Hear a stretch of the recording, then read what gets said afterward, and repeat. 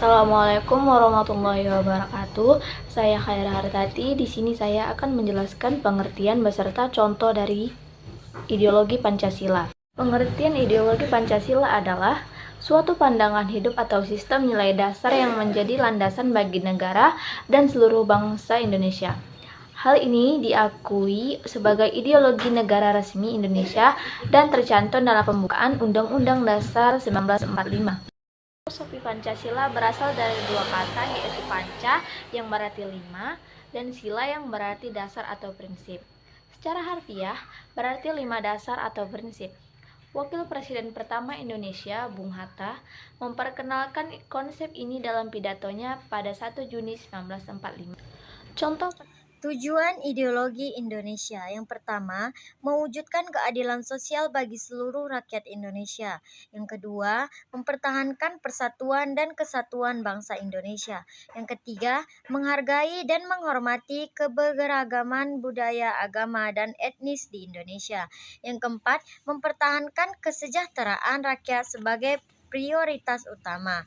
Yang kelima, menjamin kedaulatan bangsa Indonesia dalam segala aspek kehidupan. Yang keenam, menghormati harkat dan martabat manusia serta melindungi hak asasi manusia. Ideologi Pancasila.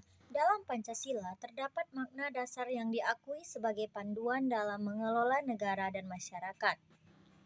Makna ideologi Pancasila yaitu sebagai berikut. Yang pertama, ketuhanan yang Maha Esa, artinya menegaskan kepercayaan kepada Tuhan yang Maha Esa, namun mencangkup semua agama yang dianut oleh rakyat Indonesia. Yang kedua, kemanusiaan yang adil dan beradab, artinya menegaskan pentingnya menghormati martabat dan hak asasi manusia, serta mendorong sikap saling menghormati dan toleransi. Yang ketiga, persatuan Indonesia, artinya menegaskan pentingnya persatuan dan kesatuan Indonesia, meskipun terdiri dari keragaman suku, agama, budaya, dan bahasa. Yang keempat, kerakyatan yang dipimpin oleh hikmat kebijaksanaan dalam permusyawaratan perwakilan, artinya menegaskan prinsip demokrasi di mana keputusan penting diambil melalui musyawarah untuk mufakat atau perwakilan. Kelima, keadilan sosial bagi seluruh rakyat Indonesia, artinya menegaskan pentingnya menciptakan kesetaraan dan keadilan sosial bagi seluruh rakyat Indonesia, sehingga setiap individu dapat merasakan kesejahteraan dan kemajuan. Contoh penerapan ideologi Pancasila sebagai dasar negara. Pancasila diakui secara resmi sebagai dasar negara Indonesia dan berfungsi untuk pembentukan Undang-Undang Dasar 1945 dan konstitusi lainnya. Pendidikan nilai Pancasila dimasukkan ke dalam kurikulum sekolah dalam upaya untuk mengajarkan dan menanamkan nilai-nilai kepada generasi muda. Toleransi beragama Pancasila mendorong toleransi beragama dan menghargai keberagaman agama. Adanya kerukunan antar umat beragama di Indonesia dan upaya untuk menjaga kedamaian di antara orang-orang dari berbagai agama menunjukkan penerapan ini. Program kesejahteraan sosial.